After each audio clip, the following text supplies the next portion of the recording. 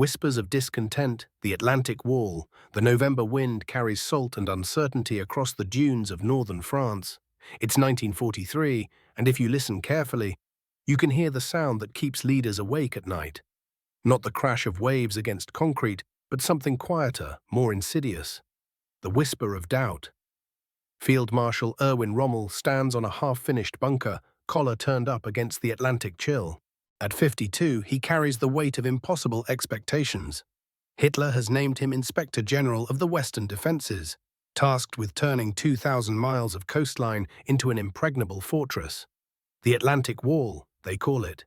A barrier between the Reich and the invasion everyone knows is coming.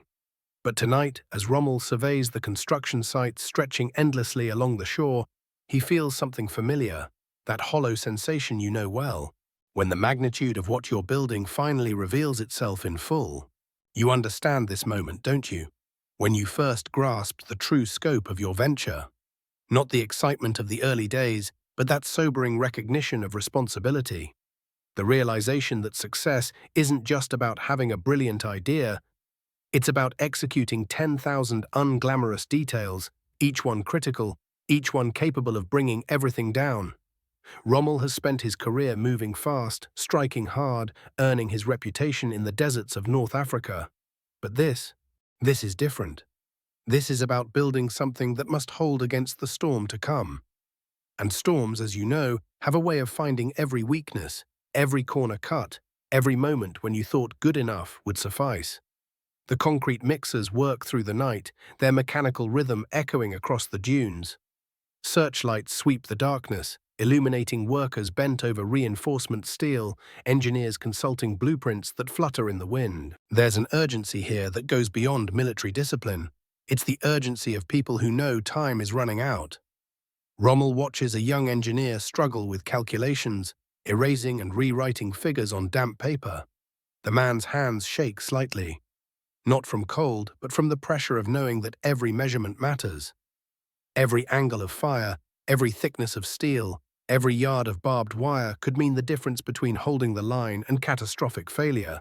How many nights have you spent like this? Rechecking numbers, questioning decisions, feeling the weight of others' faith in your judgment. The engineer doesn't know that Rommel is watching, doesn't know that the field marshal recognizes something of himself in that careful, anxious precision. The Atlantic Wall is already the largest construction project in human history. Millions of tons of concrete, thousands of bunkers, gun emplacements, observation posts, a network of obstacles designed to turn the beaches into killing fields. On paper, it's magnificent. In Hitler's imagination, it's invincible. But Rommel has seen enough war to know the difference between what looks good in briefings and what actually works when the shooting starts. He's walked these beaches in daylight and darkness, studying sightlines, testing fields of fire. He's noticed things that don't appear in the optimistic reports flowing back to Berlin. The concrete is good, but not everywhere. Some sections use inferior materials, beach sand mixed with cement, because proper aggregate is in short supply. The steel reinforcement is strong where it exists, but there isn't enough of it. Shortcuts are being taken, not from laziness but from necessity. The Reich's resources are stretched thin across multiple fronts. You know this tension intimately, the gap between the vision you sell and the reality you're building with limited resources. The compromises that seem reasonable in isolation but accumulate into systemic vulnerability. The optimistic projections that assume everything will go according to plan. Rommel pulls his coat tighter and walks among the construction sites. Workers nod respectfully, but he sees something else in their eyes. Fatigue, yes, but also questions they dare not voice. These men have been building fortifications for months, yet the work never seems to end. Each completed bunker reveals the need for 3 more. Each finished section exposes the inadequacy of the sections beside it. The field marshal stops at a massive gun emplacement, its barrel pointed toward the dark horizon. Impressive, certainly, but he knows what the workers whisper among themselves, that there aren't enough guns to fill all the positions being built, that ammunition is being rationed even for training, that the Luftwaffe, which should provide air cover, can barely manage a few sorties a day. There's a particular loneliness in being the person who sees the whole picture. The workers focus on their individual tasks, finding satisfaction in each completed bunker. The engineers solve technical problems with elegant solutions. The officers file reports documenting steady progress. But Rommel must hold all the contradictions in his mind simultaneously. This is the burden you carry too, isn't it?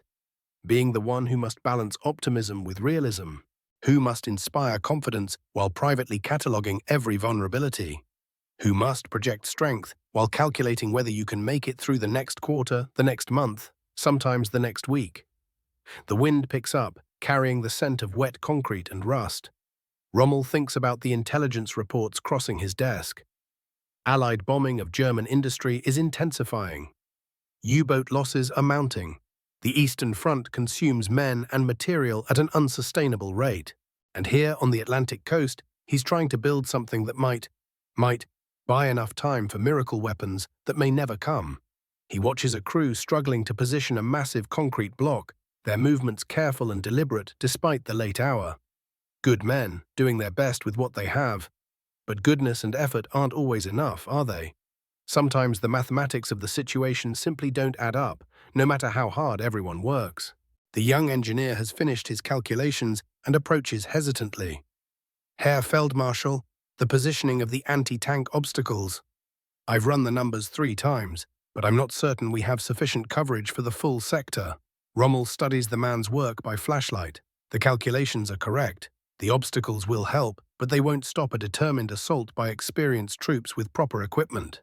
Which, according to intelligence, is exactly what they're facing. Your work is thorough, Rommel tells him. Continue with the plan. What else can he say? That the entire project is an exercise in making the best of an impossible situation. That they're building something magnificent and inadequate at the same time. That leadership sometimes means moving forward even when the path leads to an uncertain destination. The construction lights create pools of harsh illumination against the November darkness. In those circles of light, everything seems manageable. Concrete hardens according to schedule. Steel reinforcement follows engineering specifications. Progress can be measured and reported. But beyond the lights, that's where the real challenge waits. The vast darkness of the Atlantic, somewhere in which an invasion fleet is being assembled. Ships, landing craft, tanks, artillery, and hundreds of thousands of men who've been training for this moment. An enemy with resources that dwarf what's available for the Atlantic Wall's construction. Rommel knows this, has known it since accepting this assignment. Yet here he stands, supervising the construction of something that must succeed despite impossible odds. Because sometimes you build not because victory is certain, but because the alternative is surrender. The wind shifts, bringing the sound of more construction from further down the coast. Other crews, other bunkers, other small acts of defiance against an uncertain future.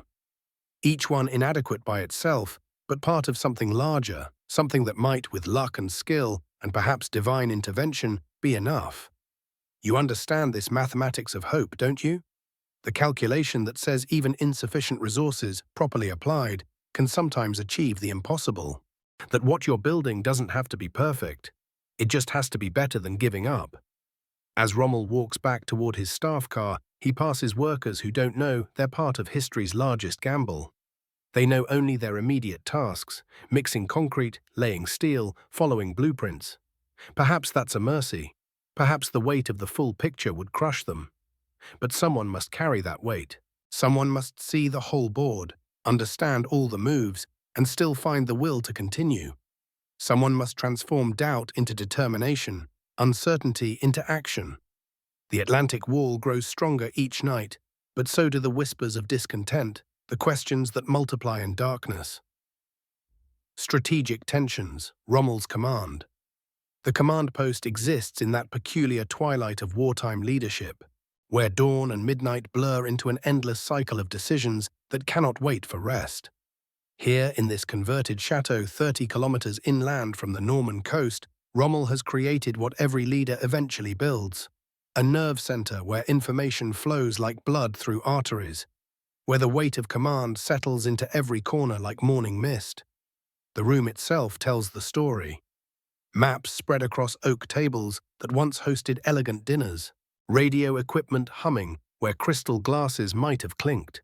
The smell of strong coffee mingles with cigarette smoke and the faint mustiness of old stone walls, creating that particular atmosphere you'll recognize if you've ever worked through the night, surrounded by the detritus of urgent decisions. You know this space, don't you? Perhaps yours has whiteboards instead of maps, laptops instead of radios, but the essence remains the same.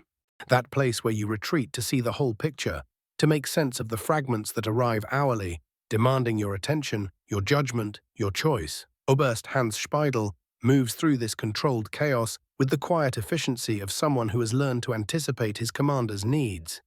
As chief of staff, he carries his own weight, the burden of translating Rommel's vision into executable orders, of filtering the endless stream of reports into actionable intelligence. Watch him now as he approaches the central table, a fresh dispatch in his hand. His footsteps are measured, deliberate. He has learned, as you have learned, that the manner of delivering difficult news matters almost as much as the news itself. The concrete shipments are delayed again, he says quietly, placing the paper where Rommel can see it without interrupting his study of the coastal defenses. The rail lines through the Ruhr, they were hit again last night. Rommel's finger traces a section of coastline on the map before him. He doesn't look up immediately. That pause you recognize from your own difficult moments when you need a heartbeat to process information that changes everything. How long? His voice carries no frustration, only the flat acceptance of someone who has grown accustomed to plans unraveling. 2 weeks minimum, perhaps 3. The radio crackles softly in the background, voices reporting from Calais, from Le Havre, from a dozen points along the coast where men are working through the night, building fortifications with materials that may never arrive. Each transmission carries its own small crisis, its own urgent need for resources that exist more in hope than in reality. This is the arithmetic of leadership under pressure, the constant recalculation of what's possible against what's necessary. You've done this mathematics yourself, haven't you? Sitting in your own command center, whether it's a corner office or a kitchen table, weighing what you can deliver against what you've promised, what the market demands against what your resources allow. Rommel finally looks up from the map. His eyes find Speidel's, and in that moment, something passes between them. An understanding that goes beyond the immediate problem of delayed concrete. It's the recognition that they are building something magnificent and impossible, racing against time and arithmetic and the inexorable logic of a war that grows more difficult with each passing day. "Show me the ammunition reports," Rommel says. Speidel hesitates, just for a moment, but long enough for both men to understand what that hesitation means. When your chief of staff hesitates to show you the numbers are worse than you hoped. The documents spread across the table tell their story in columns and figures. Artillery shells allocated versus artillery shells delivered. Fuel promised versus fuel received. The gap between planning and reality growing wider each week, like a crack in a foundation that threatens the entire structure. "We're building fortifications for a battle we may not have the ammunition to fight," Speidel observes quietly. His voice carries the careful neutrality of someone testing dangerous waters. It's a moment you'll recognize.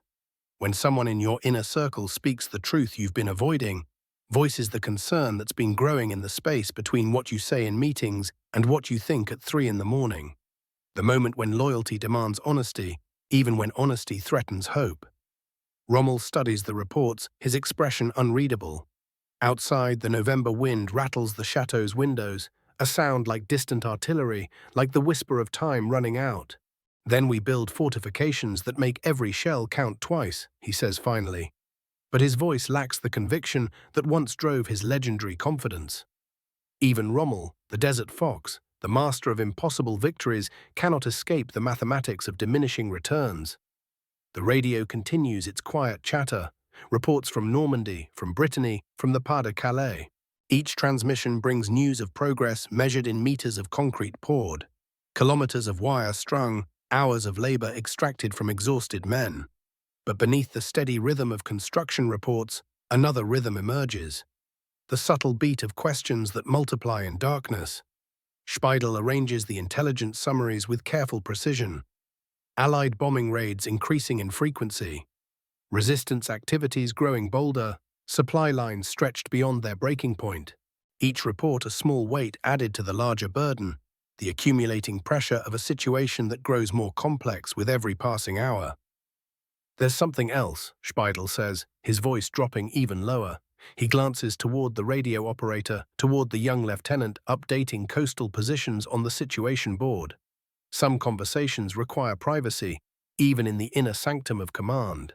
They move to the window, where the November landscape stretches toward the invisible coast. Here, away from listening ears, the real work of leadership happens. The conversations that never appear in official reports. The questions that challenge not just tactics, but the fundamental assumptions that drive everything else. Berlin expects the Atlantic Wall to be impregnable by spring, Speidel says quietly. They speak of it as if it were already fact, as if saying it makes it true. Rommel's reflection stares back from the dark window glass. A man who has built his reputation on transforming impossible situations into victories, now facing the most impossible situation of all. The reflection shows what you sometimes see in your own mirror after a particularly difficult day. The weight of carrying not just your own doubts, but the hopes of everyone who depends on your certainty. What do you think, Hans? The question carries more weight than its simple words suggest. It's the question every leader eventually asks someone they trust, not seeking confirmation, but testing their own judgment against another perspective, looking for the truth that exists in the space between official optimism and private fear. Speidel considers his answer carefully. In this moment, he carries the weight of influence, the responsibility of speaking truth to power when truth might shatter the very foundations of what they're building together. I think we're building something extraordinary, he says finally. But I also think the enemy we're preparing to face may be stronger than the enemy we're equipped to fight. The words hang in the air between them like smoke from the cigarettes that burn forgotten in ashtrays throughout the command post. It's an acknowledgement that changes everything and nothing. Because even when you recognize the impossible nature of what you're attempting, you still must find the will to attempt it. Outside, the night continues its work. Men pouring concrete by floodlight, engineers calculating fields of fire, sentries walking their posts along a coast that stretches beyond the horizon. The Atlantic Wall grows stronger with each passing hour, each shovel of earth moved, each gun positioned. But here in the command post, in the space between maps and reality, between orders given and resources available, the questions multiply, like compound interest on a debt that may prove impossible to pay. The radio crackles again. Another report, another small crisis requiring attention. Rommel returns to his maps, Speidel to his endless coordination of the impossible.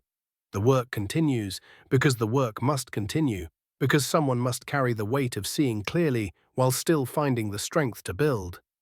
D-Day's shadow. The Normandy coast. The weeks that follow blur into a rhythm of impossible urgency.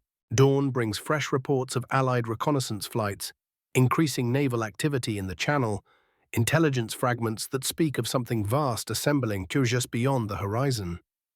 Rommel moves between fortification sites like a man trying to hold back the tide with his bare hands, knowing that each day brings them closer to a test they may not be ready for.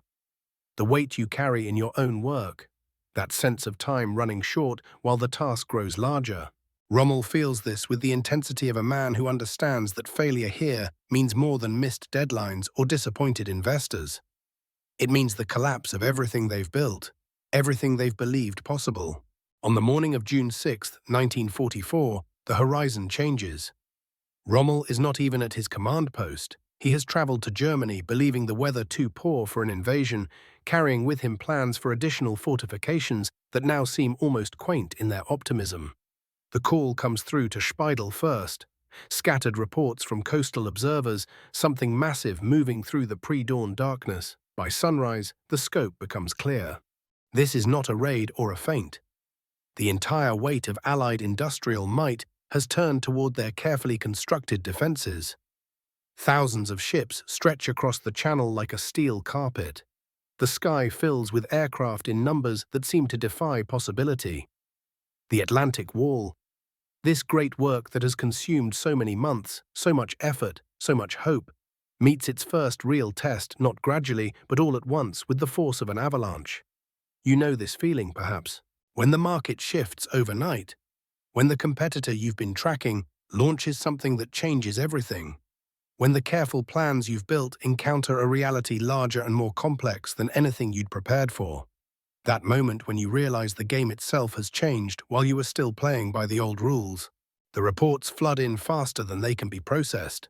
Paratroopers behind the lines, massive naval bombardments reducing concrete emplacements to rubble, landing craft disgorging endless streams of soldiers onto beaches that Rommel had walked just months before, visualizing exactly this scenario. At Utah Beach, the defenses hold briefly before being overwhelmed. At Omaha, the killing fields that German engineers had so carefully designed extract their terrible price.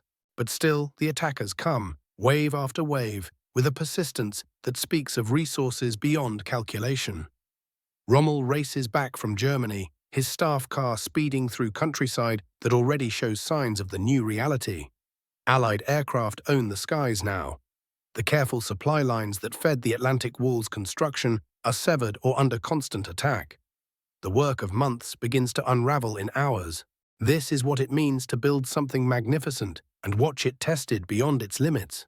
Not through any failure of vision or effort, but through the simple mathematics of overwhelming force meeting finite resistance. The wall was never meant to stop everything, only to delay, to extract a price, to buy time for reinforcements that may never come. In his command bunker, maps spread before him like the fragments of a shattered dream, Rommel confronts the hardest lesson of leadership. Sometimes the weight you carry includes accepting that your best efforts may not be enough, that the work you've poured yourself into, the vision that has sustained you through months of impossible challenges, may prove inadequate not because it was poorly conceived, but because the forces arrayed against it were simply larger than anyone could have imagined. The radio chatter tells the story in fragments. Position overrun. Requesting immediate reinforcement. Contact lost with. Each transmission a small defeat in a larger collapse that no single decision can reverse. Yet even now, even as the Atlantic Wall reveals its limitations under fire, there are pockets of resistance that hold. Gun emplacements that continue firing until their ammunition runs out. Bunkers that anchor defensive lines for precious hours. Engineers who, even as their positions are being overrun, continue to detonate charges and destroy bridges, buying time measured in minutes that may save lives measured in thousands. The work continues because the work must continue. Not because victory is still possible in the way originally envisioned, but because the act of building, of creating, of refusing to surrender to inevitability, has its own meaning beyond immediate success or failure. As evening falls on June 6th, the Normandy coast bears scars that will mark it forever. The beaches that Rommel had walked in contemplation are now littered with the debris of battle. Landing craft rest at odd angles in the sand. Equipment and supplies create new geography where once there had been only clean lines of surf and stone.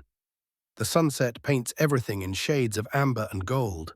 The same light that had illuminated construction sites and planning sessions now falls on a landscape transformed by the collision between vision and reality. Somewhere in the gathering dusk, Allied soldiers are digging in for their first night on European soil. German defenders are falling back to secondary positions, carrying with them the knowledge that the war has entered a new phase. The Atlantic Wall has not prevented the invasion, but it has shaped it, channeled it, extracted its price. The months of building were not wasted, even if they were not sufficient. In the end, perhaps this is what all building comes to. Not the perfect realization of our plans, but the best expression of our efforts within the constraints of an unpredictable world. The weight you carry tonight, as you lie there calculating and planning and worrying about tomorrow. Rommel carries something similar as he stares at maps that no longer match the reality outside his bunker. The knowledge that leadership means continuing to build even when the ground shifts beneath your foundation. That the measure of what you're building lies not only in its ultimate success, but in the courage and care with which you construct it, piece by piece, against whatever odds present themselves. The work continues because the work must continue, because someone must carry the weight of seeing clearly while still finding the strength to adapt, to rebuild, to begin again with whatever materials remain. The road to doubt whispers of resistance. And so, in the aftermath of that great test, in those quiet days that followed the storm, Rommel found himself walking different roads entirely. The coastal paths of Normandy in late June carried a strange quality of light.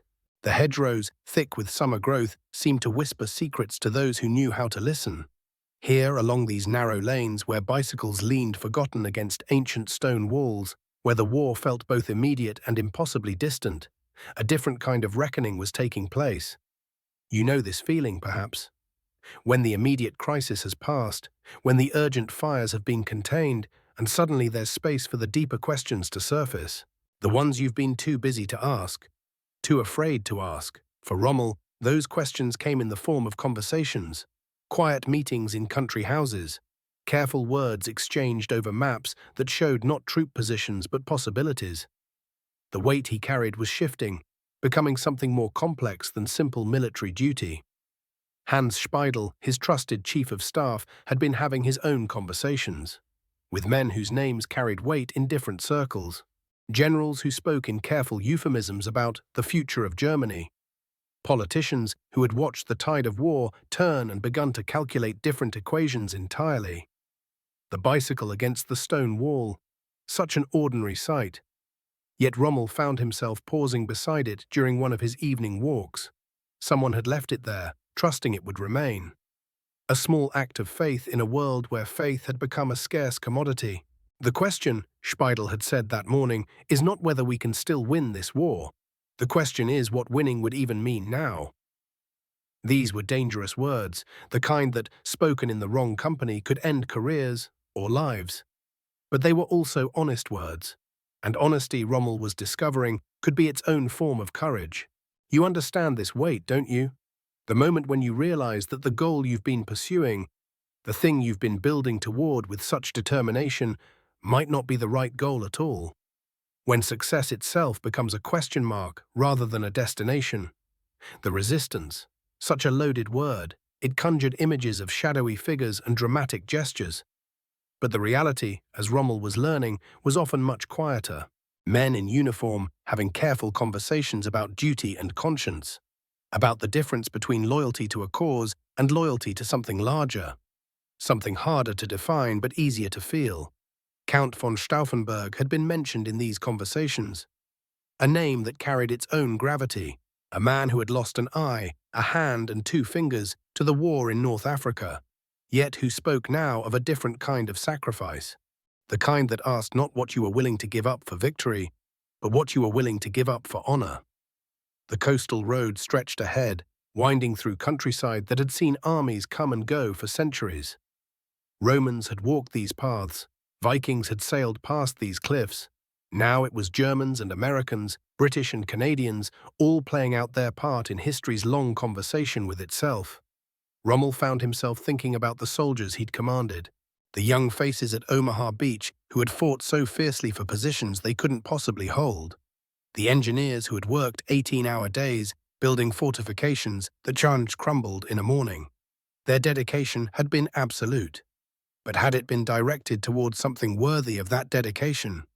The hedgerows rustled in the evening breeze, and for a moment the field marshal allowed himself to imagine a different kind of leadership, one that said no to impossible orders, one that chose preservation over destruction, even when destruction wore the uniform of duty. The difficulty, he had confided to his wife Lucie in a letter he would never send, is knowing when courage means pressing forward and when it means turning back.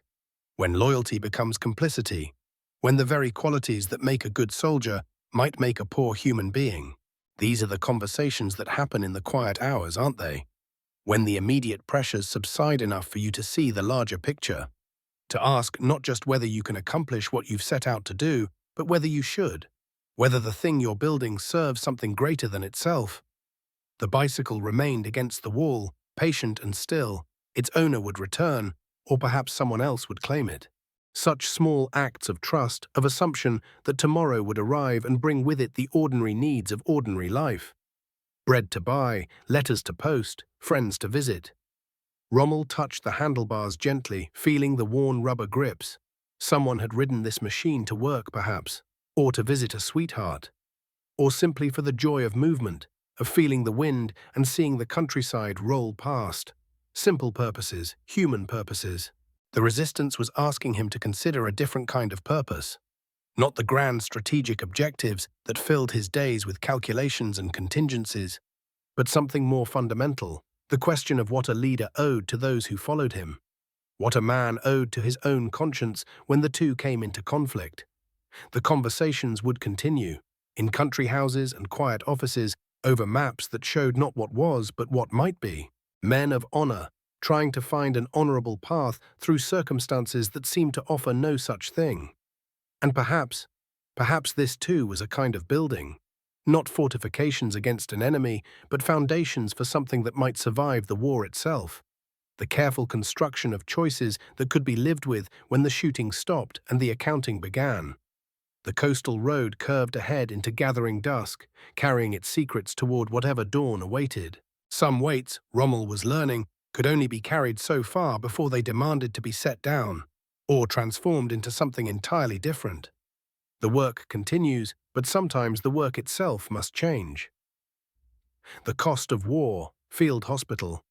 By evening, the weight of those unspoken choices had drawn Rommel to a place he rarely visited. The field hospital 3 kilometers inland from the coast. The canvas walls glowed amber in the lamplight, casting long shadows across the Norman countryside. Inside, the careful mathematics of war revealed their truest accounting. The antiseptic could not quite mask the deeper sense. The metallic tang of blood, the earthiness of mud still clinging to uniforms, the peculiar staleness that comes when too many people occupy too small a space for too long. Lanterns hung from wooden posts, their flames steady despite the evening breeze that occasionally lifted the tent flaps. The light fell unevenly across rows of cots, creating pockets of brightness and shadow that seemed to shift with each small movement. A young medic moved between the beds with practiced efficiency, his hands steady despite the exhaustion written across his features. 22, perhaps 23, the same age Rommel had been when he first learned that leadership meant making peace with consequences you could never fully calculate in advance. The medic's uniform bore the careful patches and mends that spoke of months in the field, of resources stretched thin, of making do with what remained when the supply lines grew uncertain. On the nearest cot, a soldier stared at the canvas ceiling, his breathing shallow but steady. His left arm was heavily bandaged, the white cloth stark against the field-grey wool of his uniform. He couldn't have been more than 19. His eyes held that particular stillness that comes after the body has absorbed more than it was designed to handle, yet still continues the essential work of healing, of rebuilding, of carrying on. You know this accounting, don't you? This moment when the abstract weight of leadership reveals its human dimensions, when the decisions made in quiet offices and strategy rooms translate into young faces turned toward lamplight, toward whatever small comfort can be offered in canvas shelters far from home. The careful calculations of acceptable losses becoming individuals with names, with families waiting for letters that grow increasingly difficult to write. The medic paused beside another bed, checking a dressing with gentle precision. His patient was awake, whispering something too quiet to hear.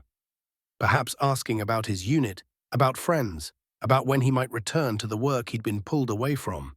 The medic's response was equally soft, but his expression carried the particular gravity of someone who had learned to deliver truth in measured doses. Enough to maintain trust, not so much as to overwhelm hope. This, too, was a form of construction, the careful rebuilding of bodies and spirits that war had tested beyond their intended limits. The medic's hands worked with the same focused attention Rommel had observed in the engineers along the Atlantic Wall, the same dedication to craft, to doing essential work well despite circumstances that made perfection impossible, building something meaningful from whatever materials remained available. In the corner, a sergeant sat upright on his cot, writing by lamplight. His right leg was splinted and elevated, but his hands moved steadily across the paper. A letter home, most likely. The weekly ritual of translating experience into words that families could bear to read. Editing reality with the same care the medic used in changing bandages, removing what might cause unnecessary pain while preserving what was essential for healing. The sergeant paused in his writing, pen suspended above the paper as he searched for the right phrase. How do you explain that you're well when your body tells a different story? How do you maintain connection across distances that feel increasingly unbridgeable? How do you continue building relationships when the ground beneath everything keeps shifting? These questions live in the weight you carry too, don't they?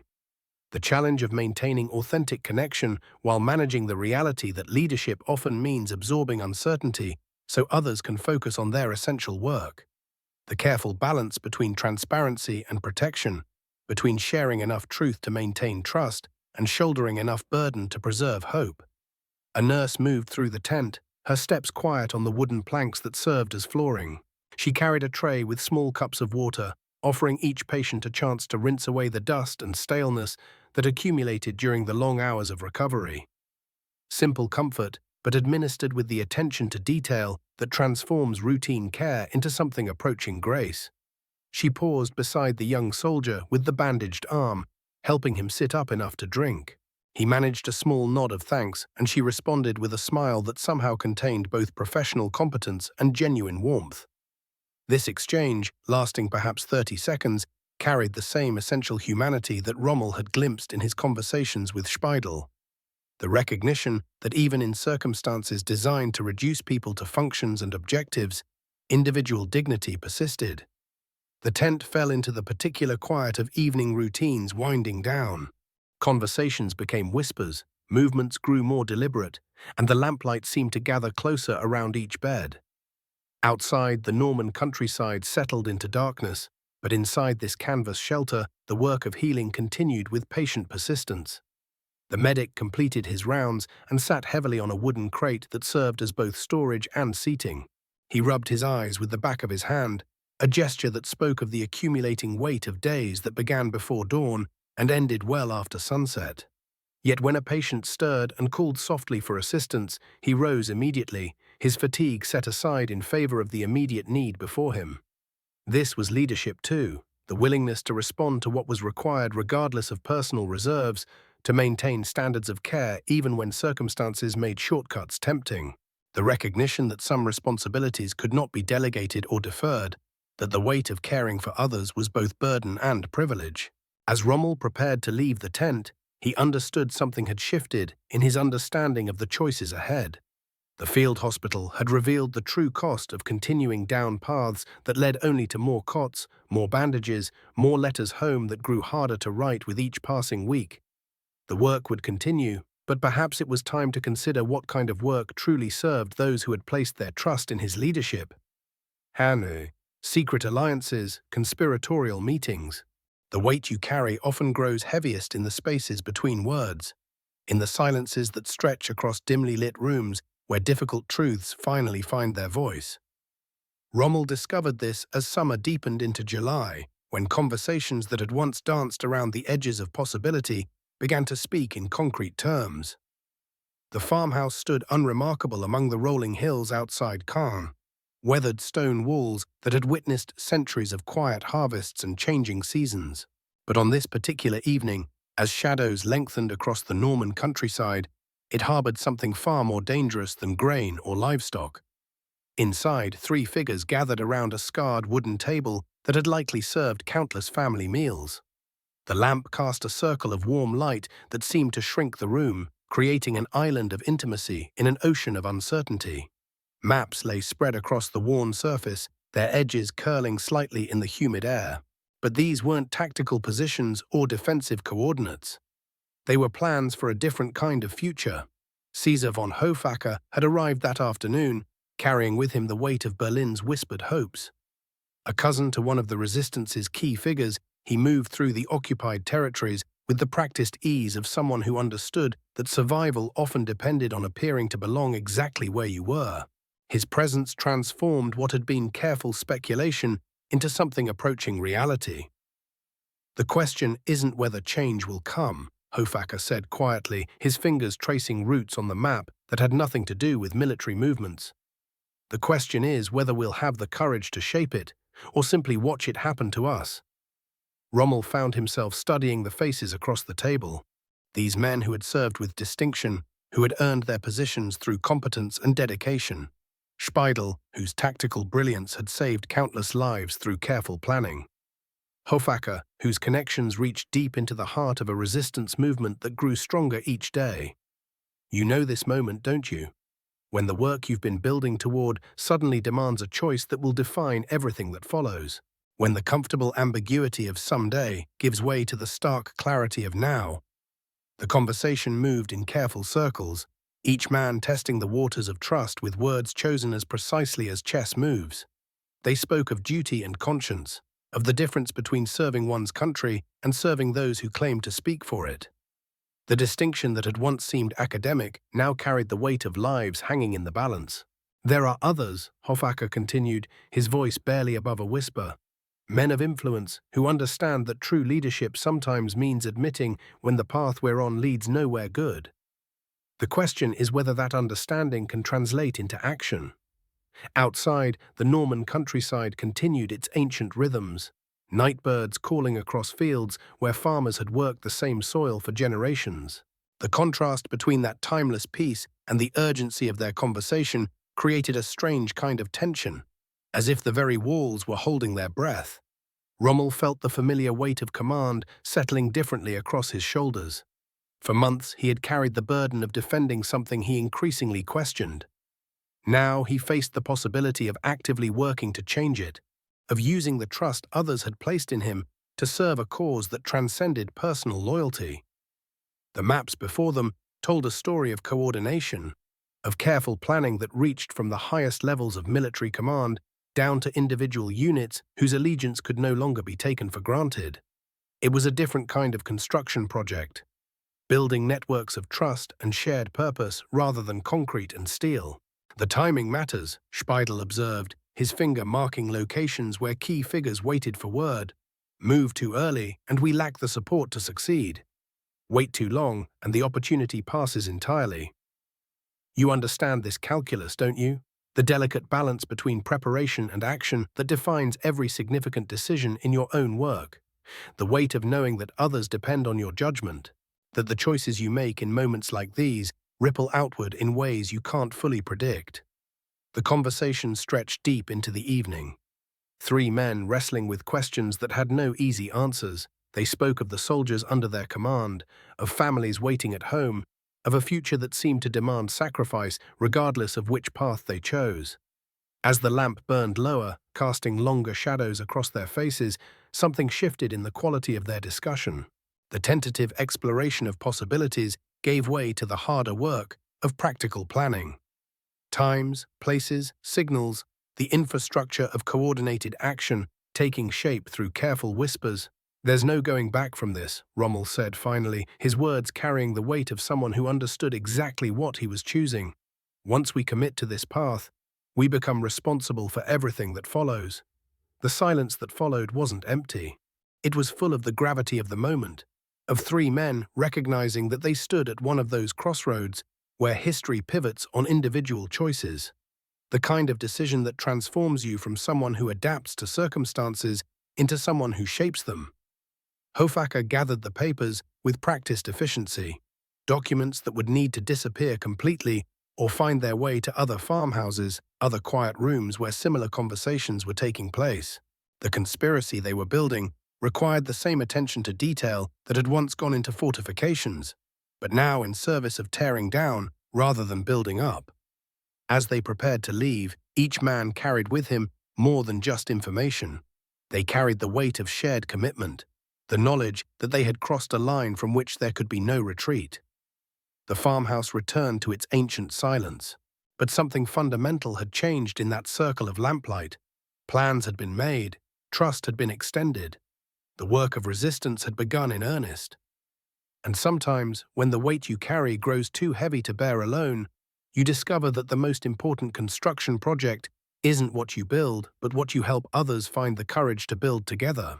The real test of leadership isn't just knowing when to build something new. It's knowing when to help tear down what no longer serves, even when that something is the very foundation upon which you've built your entire career. Hack. The ambush, a turning point. The morning of July 17, 1944, dawned with deceptive clarity.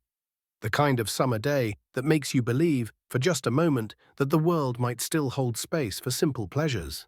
Rommel had risen early, as was his habit, the weight of recent decisions settling into a familiar rhythm with his morning routine. You know these mornings, don't you?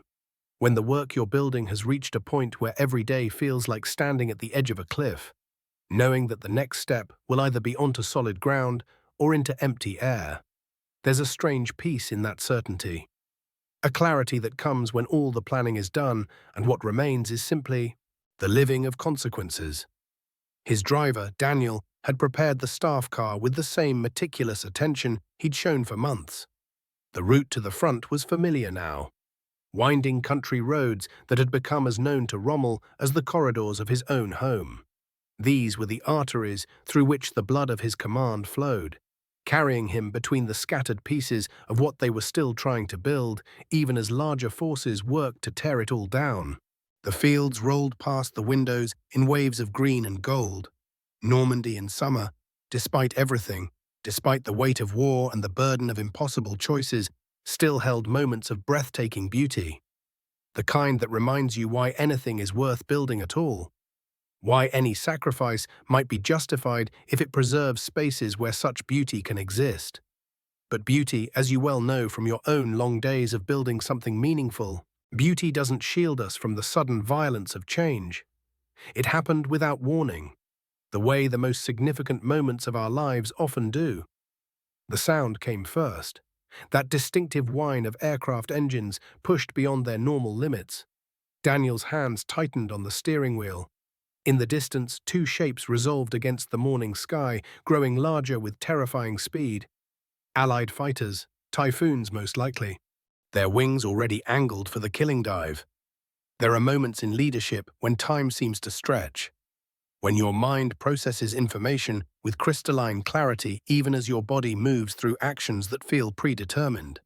Rommel saw the muzzle flashes before he heard the cannon fire, saw the road ahead begin to erupt in small explosions of dust and stone.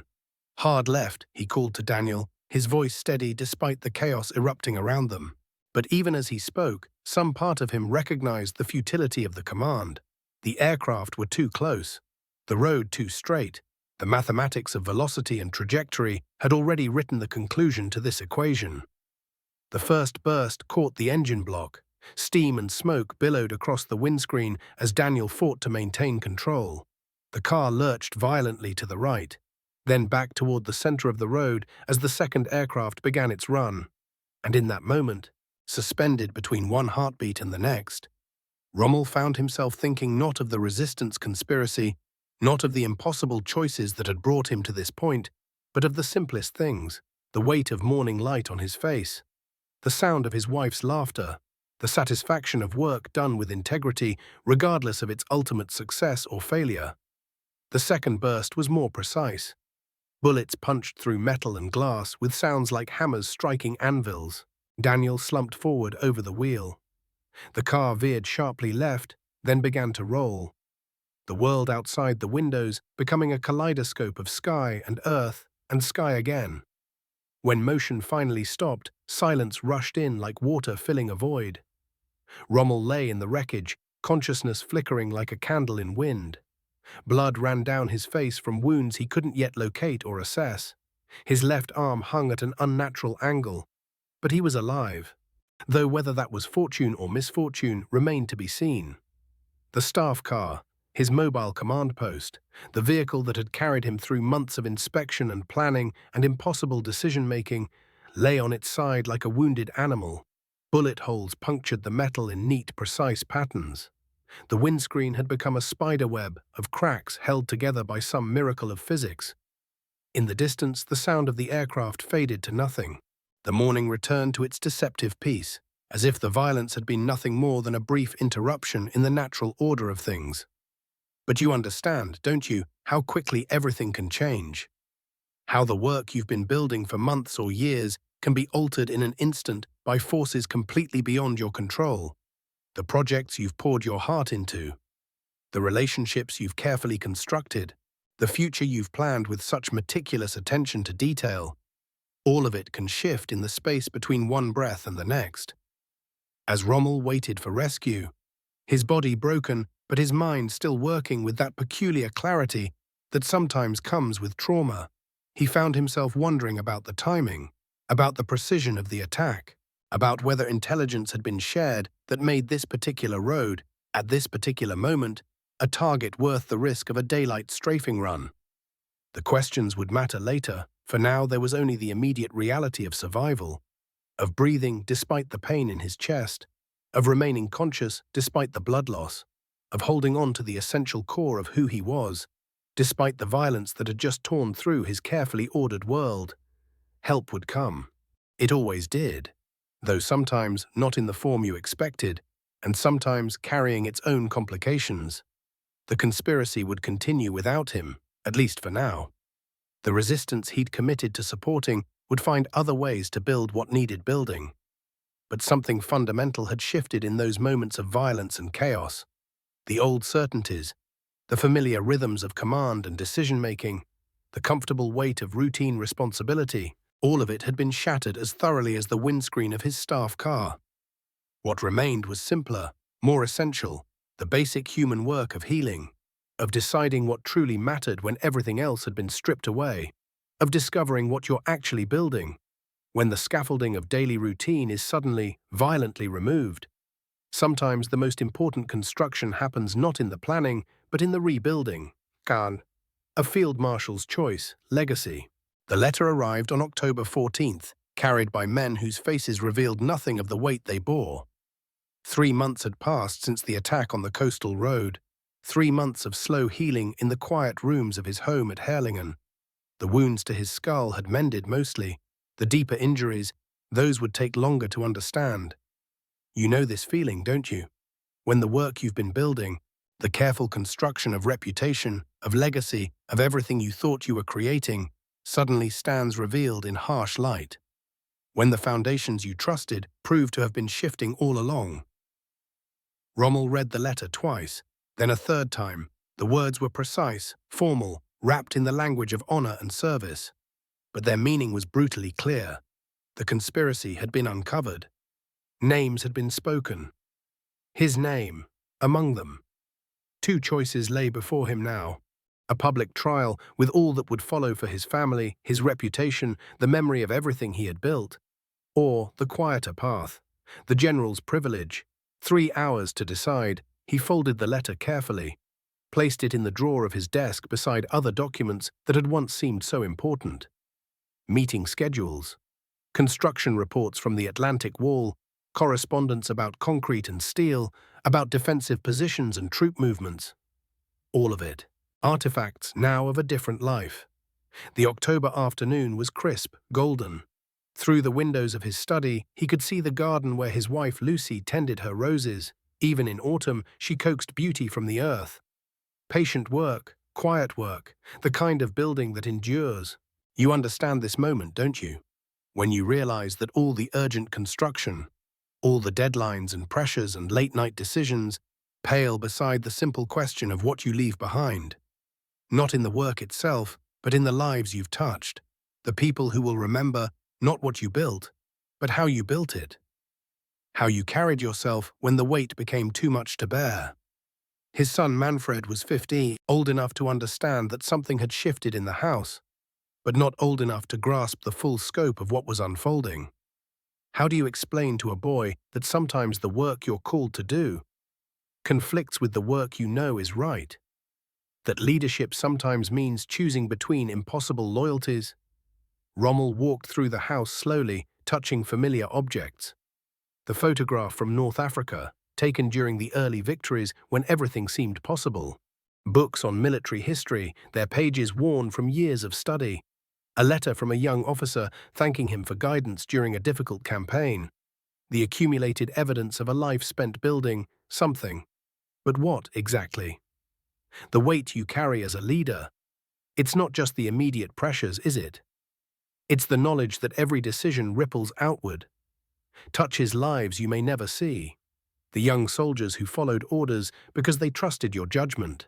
The engineers who poured concrete into Atlantic Wall foundations because they believed in the work. The staff officers who stayed up through those long nights because they saw you staying up too. All of it connected. all of it part of a larger construction that you never fully see while you're building it. Only later, only when the scaffolding comes down, do you understand what you've actually created. He found Lucie in the garden, deadheading the last roses of the season. Her movements were practiced, efficient. She had been tending this garden for years, through deployments and campaigns, through the long absences that military life demanded. Building something beautiful, something lasting, in the spaces between the urgent demands of his career. "The roses will come back stronger next year," she said without looking up. "They always do, after a hard pruning." Did she know? The question hung in the autumn air between them. In 30 years of marriage, they had developed the quiet language of couples who have weathered many storms together. Sometimes the most important conversations happen in what isn't said, in the careful tending of ordinary moments when extraordinary pressures threaten to overwhelm everything you've built together. The afternoon stretched toward evening. Golden light slanted through the trees, casting long shadows across the garden paths. Somewhere in the distance, church bells marked the passing hours. The sound carried across the valley, a reminder of rhythms larger than any individual crisis, older than any particular war or cause or urgent deadline. This is what remains, isn't it? When all the immediate pressures fall away, when the emails stop coming and the meetings end and the construction sites grow quiet, what endures is simpler than you imagined.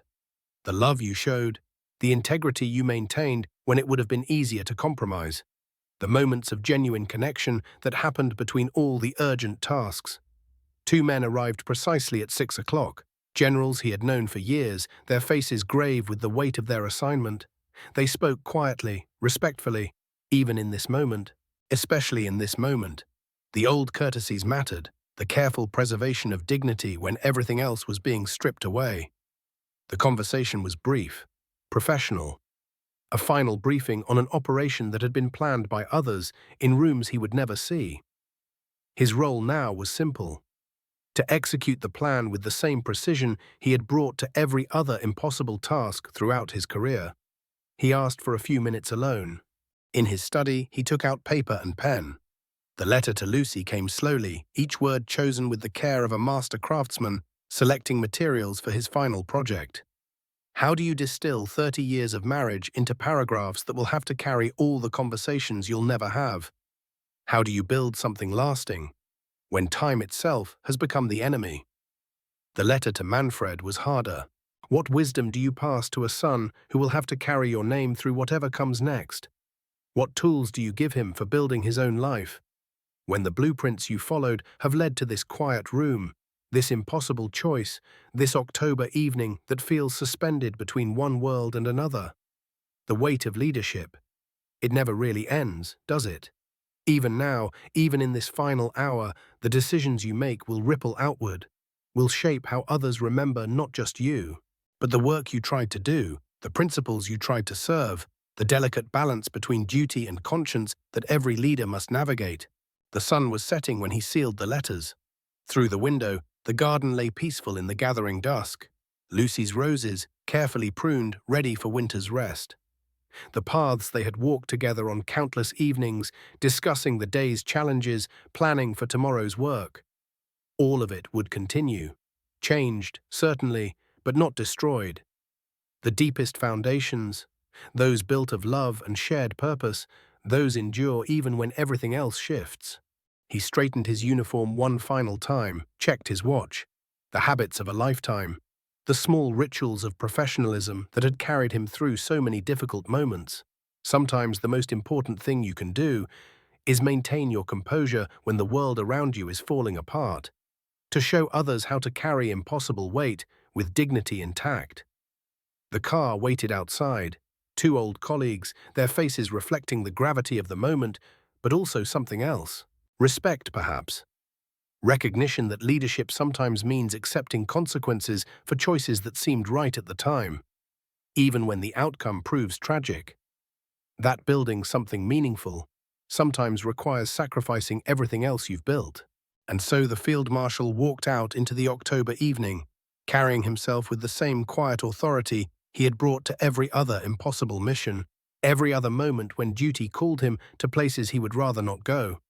Every other time, when the weight of leadership demanded more than any single person should have to bear, but which he carried anyway because that was the work he had chosen, the construction he had committed to, the legacy he would leave not in concrete and steel, but in the example of how a man faces the final test of everything he has built, everything he has tried to become, everything he hoped to leave behind, in the careful architecture of a life spent serving something larger than himself. Even when that service leads to this quiet car, this autumn evening, this final choice that will echo through history long after the Atlantic wall crumbles and the urgent deadlines fade and all that remains is the simple question of whether you carried your impossible weight with honor.